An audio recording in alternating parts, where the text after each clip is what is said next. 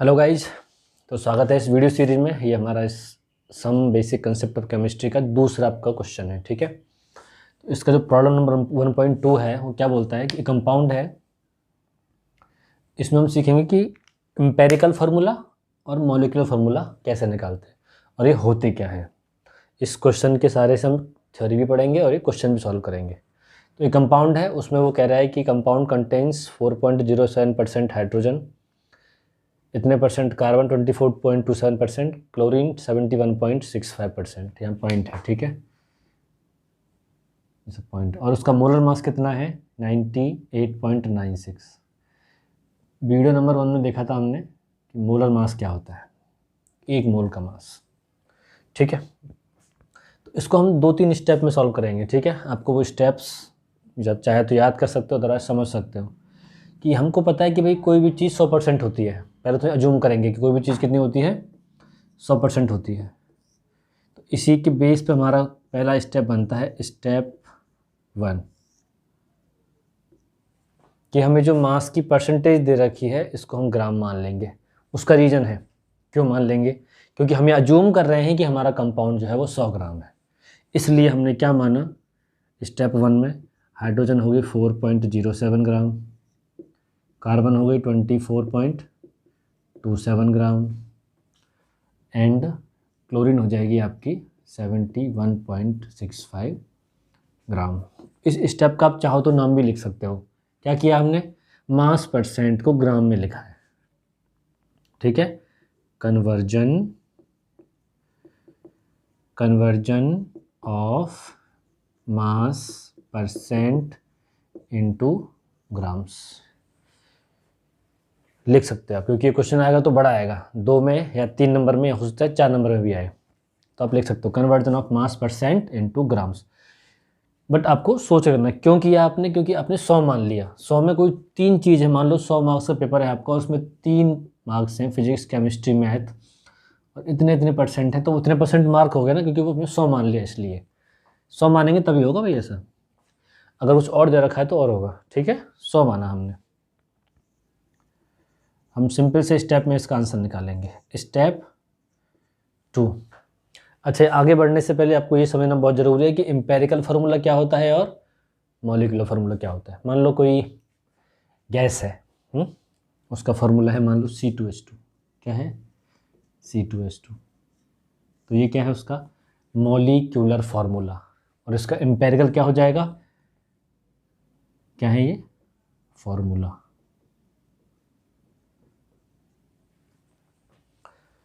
Formula मतलब सूत्र। ठीक है, कि क्या फार्मूला उस गैस का। जैसे इथाइन या एसिटिलीन गैस है C2H2, इसका एम्पेरिकल निकालेंगे तो सिंपलेस्ट रेशो निकालेंगे। इसमें कार्बन हाइड्रोजन का रेशो क्या है 2:2, और सिंपल क्या हो जाएगा 1:1। तो एम्पेरिकल फार्मूला हो जाएगा इसका CH। क्या हो जाएगा CH, the formula which shows the simplest ratio. समझ रहे हो, the formula which shows the simplest ratio of किसका, एटम्स का। ऐसा फार्मूला जो एटम का सिंपलेस्ट रेशो बता दे वो एम्पेरिकल फार्मूला। ठीक है, and the formula which shows the exact ratio, जिस भी रेशो में वो है। जैसे कि मॉलिक्यूलर फार्मूला 2:2, एम्पेरिकल 1:2। ठीक है, तो molecular formula which shows the exact number of atoms in A molecule, जितने एटम हैं उसमें एग्जैक्ट रेशो। अच्छा, स्टेप 1 में समझ में आगे, सब क्लियर है। मास परसेंट को हमने सिर्फ ग्राम में लिख लिया, क्यों, क्योंकि हमने माना कि हमारे पास टोटल कंपाउंड 100 ग्राम है और कोई भी चौथी चीज़ इसमें नहीं है, तो तीनों मिलाकर के 100 हो जाएगा। जैसे हम बात कर रहे थे 100 मार्क्स का पेपर है, 3 सब्जेक्ट है, इतने इतने मार्क्स हैं, तो इतने इतने परसेंट मार्क्स हैं, तो इतने इतने मार्क्स भी हो जाएंगे वो। स्टेप 2 में आते हैं हम। यहाँ पे भी ये कंसेप्ट सीखने को मिलेगा आपको कि अगर किसी भी एटम का आपको ग्राम में पता है, क्या पता है, ग्राम में पता है, तो हम उसके नंबर ऑफ मोल्स निकाल सकते हैं। कैसे, समझ रहे हो, किसी भी चीज़ का आपको ग्राम पता है कि वो इतने ग्राम है, और उसके आपको मोल निकालने हैं। ठीक है, ये सिंपल वही चीज़ है जैसे मैं बोलूँ कि भैया मेरे पास 200 रुपये हैं, 1 किलो चीनी 40 रुपये की आती है, तो कितने किलो चीनी आएगी? 200/4, 200/40 कितनी किलो आएगी? 5 किलो चीनी आएगी। वही वाली बात है, आपके पास इतने ग्राम है, 1 किलो चीनी 40 में आती है, इसका 1 मोल कितने ग्राम का होता है? वैसे तो होता है 1.008, हम मानेंगे 1.00 मान लो, ठीक है, ग्राम पर मोल। यहाँ पे ना कन्फ्यूज़न की कोई ज़रूरत नहीं है, ध्यान रखना। ग्राम पर मोल का मतलब है भैया 1 मोल में कितने ग्राम, ये हम कल पढ़ चुके हैं। 1 मोल में कितने ग्राम, तो ग्राम से ग्राम कट जाएगा, मोल आ जाएंगे आपके। ऐसे निकाल लोगे, ऐसे कार्बन के निकाल लोगे, 24.27/12, ठीक है, ये ग्राम में है, ये ग्राम पर मोल है। इसमें कोई कन्फ्यूज़न हो तो बोल देना पहले ही, मैं इसको हटा दूंगा, नहीं तो ऐसे ही लिखा है, कन्फ्यूज़न नहीं होना है इसमें। ग्राम को मोल में बदलना हो तो सिंपल उसके मोलर मास से भैया डिवाइड कर दो, काम ख़त्म। क्या आ जाएंगे उसके? मोल। अब यहाँ पे कन्फ्यूज़न किसी को हो तो हम बाद में करेंगे कि मोल क्या होता है, पढ़ चुके हैं वैसे हम। 1 मोल क्या होता है? 1 मोल होता है, ठीक है, उतनी क्वांटिटी जितनी कि कार्बन 12 के 12वें हिस्से में होती है, और उसका नाम दिया था एवोगाड्रो ने। कितनी होनी चाहिए? 6.022 इंटू 23, 1023, 71.65, इसका होता है 35.5, ठीक है, वही ग्राम और ग्राम पर मोल। तो यहाँ पे आई थिंक इसके स्टेप 2 तक ही आ पाएंगे, ठीक है। तो हम इसको थोड़ा सा इरेज करेंगे, नहीं अभी ज़रूरत नहीं इरेज करने की, चलो ठीक है।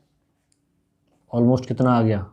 4 ही आ गया, ठीक है, 4.01 4.6, ठीक है, 4 आ गया। कार्बन कितना आ गया? 12 दूनी 24, सॉरी 4.07 ही आ गया, इसको मैंने 1 मान लिया ना इसीलिए। ये कितना आ गया? 12 दूनी 24, ठीक है, पॉइंट है,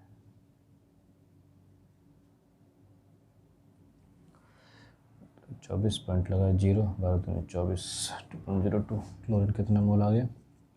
35.5, 35.5 दूनी 70, 2 आ गए, 2 पॉइंट भाग लगाओगे तो 35.5, 75, 71 होता है, 71 होता है ना, अच्छा 71 होता है, 0.65, 0 आएगा फिर से,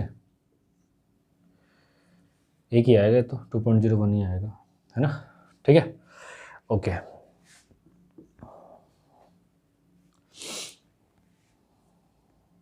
पहला conversion of mass into gram, simple है, कुछ नहीं करना, जितना दे रखा है उसको ग्राम लिख लो भैया, ठीक है। इसमें इससे बड़ा क्वेश्चन क्या बन सकता है कि आपको ये मास परसेंटेज नहीं दे रखे, नहीं निकालने पड़ सकते हैं। इसका हम अगले क्वेश्चन में किसी में सॉल्व करेंगे कि मास परसेंट कैसे निकालते हैं, अगर ना दे रखा होता तो क्या करते, ठीक है, ओके। अब हम निकालेंगे स्टेप 3।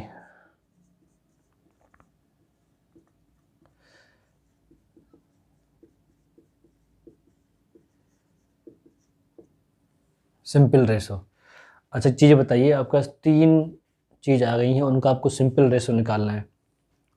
तो उसमें जो सबसे छोटी होती है हम उससे भाग लगा देते हैं, उसमें जो सबसे छोटी होती है उससे भाग लगा देते हैं, तो हम भाग लगा देंगे। सबसे छोटा इसमें आई थिंक ये वाला ही है, ठीक है, तो क्या बन जाएगा ये? H/C/Cl इक्वल टू 4.07/2.01 रेशो, यानी कि जो सबसे छोटा है उसका हमने तीनों में भाग लगा देना है, तो हमारा आ जाएगा सिंपलेस्ट रेशो। बताओ कोई डाउट तो नहीं है इसमें?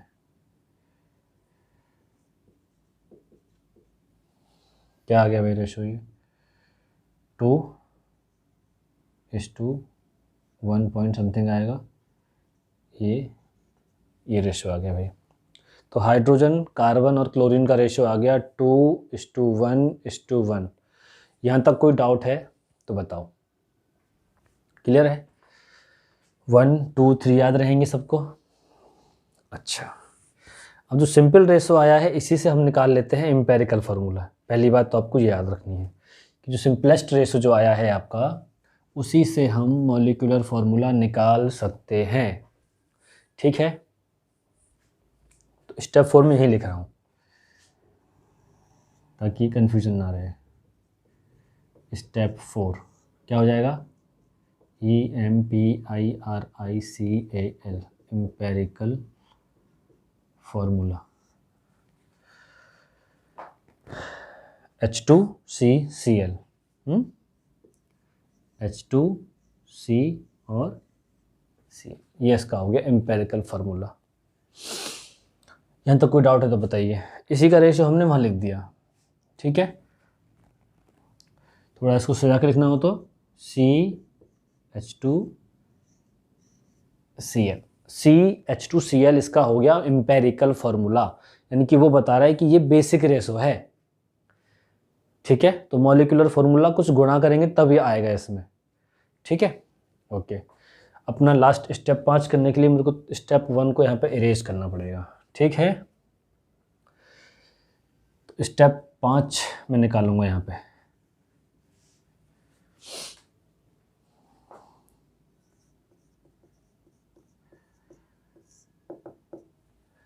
ये क्या कह रहा है? ये एम्पेरिकल फार्मूला है, तो एम्पेरिकल मास निकालूं इसका मैं। एम्पेरिकल फार्मूला मास निकालो भाई। कार्बन का CH2Cl, हाँ भाई, कार्बन का 12, हाइड्रोजन का 2 × 1 2, क्लोरीन का 35.5, 35 और 2 37, 37 और 12 49.5 ग्राम। ठीक है, थोड़ा सा मेरे को स्टेप 2 भी मिटाना पड़ेगा। ठीक है, आई थिंक यहाँ तक क्लियर है। स्टेप 2 तो आसान था ना, सिर्फ मोल से हमने भाग लगाया था, मोलर मास से। मोलर मास कितना दे रखा है भाई? थोड़ा आइडिया क्लियर हो रहा है? एम्पेरिकल फार्मूला मोलिकुलर फार्मूला में रेशियो होगा। ये कौन सा रेशियो है? सिंपल से सिंपल रेशियो है 2:1:1 का। 2 हाइड्रोजन, 1 कार्बन और 1 क्लोरीन। मोलर मास कितना है? 98.96 ग्राम। इसका रेशियो निकाल लो। 98.96 बटे 49.5 कितना आया? इसको ऑलमोस्ट अगर 99 मान लोगे तो ये 49.5 है, तो कितना आ जाएगा? ऑलमोस्ट 2 आ जाएगा। यानी कि जो मोलर मास है वो एम्पेरिकल फार्मूला मास का दुगना है। इसका दुगना कर दो फिर। ठीक है, तो इसका दुगना कर दोगे तो क्या आ जाएगा? Therefore THERE therefore molecular formula क्या हो जाएगा? 2 × एम्पेरिकल फार्मूला, तो गुणा कर दो। 2 × CH2Cl क्या हो जाएगा? C2H4Cl2। तो इस तरीके से हम निकालते हैं एम्पेरिकल फार्मूला और मॉलिक्यूलर फार्मूला। ये सबसे बेसिक क्वेश्चन पढ़ा है हमने यहाँ पे एम्पेरिकल और मॉलिक्यूलर फार्मूला का, क्योंकि इसमें कुछ भी मुश्किल नहीं था। सिर्फ परसेंट को आपको ग्राम में लिखना था, उसके बाद मोल से आपको मोलर मास से डिवाइड करना था, उसके बाद जो रेशियो आया उसमें जो सबसे छोटा है उसको तीनों में डिवाइड कर दो, तो सिंपलेस्ट रेशियो आ गया। उससे मॉलिक्यूलर एम्पेरिकल फार्मूला आ गया, उसका मास निकाला, वो जो रेशियो आ रहा है हो सकता है समान होता तो वही आंसर उसका हो जाता। अगर ये भी 98 आता तो सेम फार्मूला होता, हमें इसकी ज़रूरत ही नहीं पड़ती, यहाँ पे 1 आ जाता फिर। समझ रहे हो? बट यहाँ पे क्या आ गया? इसका 49 था, 49.5, इसका 99 है, उसका डबल होता है, तो 2 का रेशियो होता है। 2 का रेशियो आ गया, 2 से गुणा कर दिया उस फार्मूले को हमने। बस आपको यहाँ ध्यान रखना है कि आपको ये रेशियो सिंपल रेशियो आना चाहिए, यानी कि होल नंबर में। ये 1.5 नहीं आना चाहिए, ये स्टोइशियोमेट्री का उल्लंघन हो जाएगा। समझ रहे हो? रेशियो सही नहीं रहेगा, रेशियो होल नंबर में होना चाहिए। होल मतलब 0 नहीं आना चाहिए, 1 2 3 4 5। तो इस तरीके से ये आ गया। ठीक है, चलिए फिर इस वीडियो में इतना ही है, मिलते हैं आपसे अगले वीडियो में। Thank you very much.